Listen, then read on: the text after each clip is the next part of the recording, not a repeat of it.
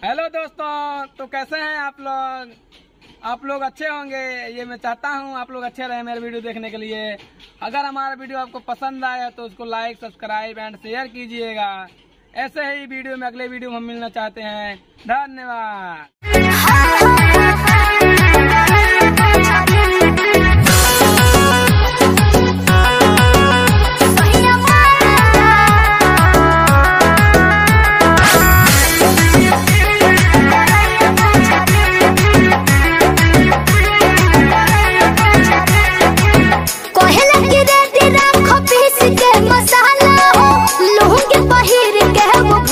भोरे जाला हो सुना ना हो कहेला कि रे दिना पीस के मसाला हो लूंग पहिर के वो भोर भोर जाला हो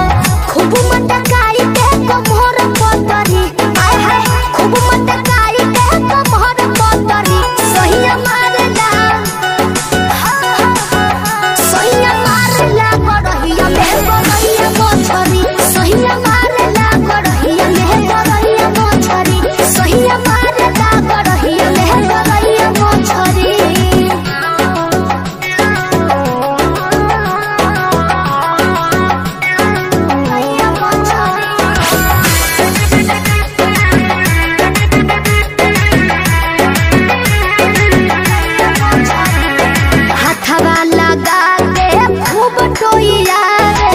भागले छोटक के मुहावा बना रे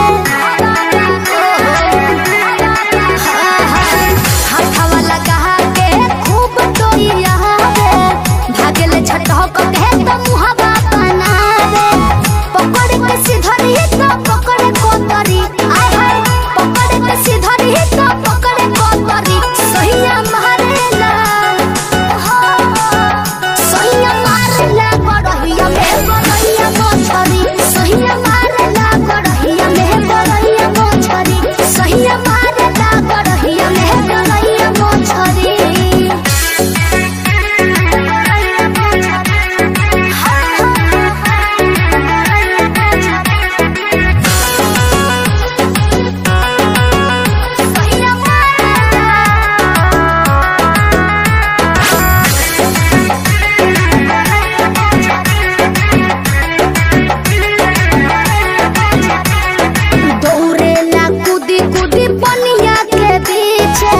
कब भागे आगे तो कब भागे पीछे आई हो दादा दौड़ेला कूदी कूदी पनिया के पीछे कब भागे आगे तो कब भागे पीछे करेला इशारा देख के हाथ लतरी ए हो करेला इशारा देख के हाथ लतरी सहिया मारेला